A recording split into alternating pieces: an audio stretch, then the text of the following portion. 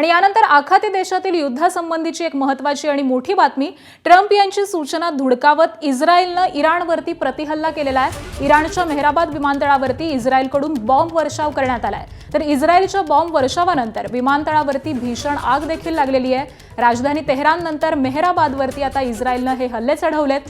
इराणने काल 11 क्षेपणास्त्रांद्वारे इस्रायलवरती हल्ला केलेला होता आणि त्यानंतर इराणच्या युद्ध नौकांवर देखील इस्रायलकडून जोरदार असे हल्ले करण्यात आलेत। इराकच्या हवाई हद्दीमधून इस्रायलचे इराणवरती हे हल्ले सुरू आहेत आणि त्याचेच दृश्य या विमानतळावरची ही दृश्य सध्या समोर येत आहेत।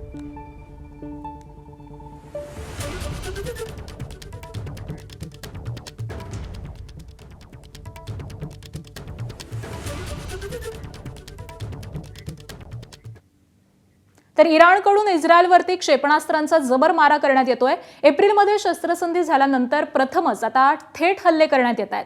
इराणने इस्रायलवरती 11 क्षेपणास्त्र डागलेली आहेत। इस्रायलकडून देखील इराणला क्षेपणास्त्रांनीच आता प्रत्युत्तर देण्यात येत आहे। इराणची क्षेपणास्त्र रडारद्वारे निकामी केल्याचा इस्रायलने दावा केलेला आहे। तर इस्रायल लेबनॉनवरचे हल्ले थांबवत नसल्यामुळे इराणने हे हल्ले चढवले।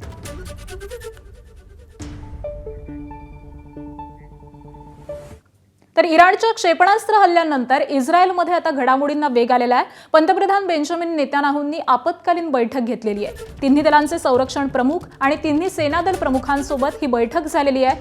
आम्ही लष्कराचा आढावा घेत आहोत असं इस्रायलने स्पष्टीकरण दिलेलं आहे। तर इस्रायल डिफेन्स फोर्सेसकडून प्रतिहल्ल्याचा इशारा देखील देण्यात आलेला आहे। सरकारची मंजुरी मिळाली तर इराणला जबर प्रत्युत्तर देऊ असं आयडीएफने म्हटलेलं आहे। आयडीएफने असा इशारा दिलेला आहे। आणि इराणने इस्रायलवरती क्षेपणास्त्र हल्ला करताच तेहरानमध्ये जल्लोष करण्यात आलेला आहे। लेबनॉनवरच्या हल्ल्यांचा बदला घेण्यासाठी इराणने हा हल्ला केला। तेहरानमध्ये रिव्हॉल्युशनरी स्क्वेअरवरती हजारो इराणींकडून हा जल्लोष साजरा करण्यात आलाय। हातामध्ये झेंडे घेऊन लष्कराच्या समर्थनार्थ घोषणाबाजी देखील करण्यात आली। लेबनॉनच्या बाल्बेक शहरामध्ये देखील इराणच्या हल्ल्यांचा जल्लोष करण्यात आलाय। इराणच्या हल्ल्यानंतर आखाती देशामध्ये सध्या माहोल बदलतोय। इस्रायलच्या अनेक शहरांमध्ये सायरनचे आवाज देखील येऊ लागलेले आहेत।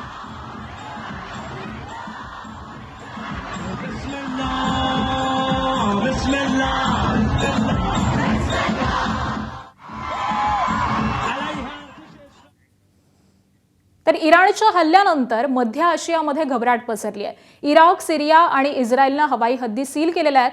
तिन्ही देशांकडून सीमावर्ती भागामध्ये नाकेबंदी करण्यात येते। तर मध्य आशियाच्या हवाई क्षेत्र ही देखील जवळपास बंद करण्यात आलेली आहेत। इराणचं खोमेनी विमानतळ देखील, त्याचबरोबर पश्चिमेची हवाई हद्द बंद करण्यात आलेली आहे। इराककडून हवाई हद्द पूर्णपणे बंद करण्यात आलेली आहे। तर सिरियाचं दमिश्क विमानतळ हे देखील बंद झालेलं आहे। 12 तास या ठिकाणी उड्डाणांना बंदी घालण्यात आली आहे। इस्रायलकडून गाझा बॉर्डरवरती पूर्णपणे नाकाबंदी करण्यात आली आहे। अमेरिकेच्या दूतावासामधील लोकांना देखील बाहेर पडण्यास मनाई करण्यात आलेली आहे। त्याबरोबरच जेरुसलेम आणि तेल अवीव मधल्या दूतावास देखील पूर्णपणे बंद झालेले आहेत।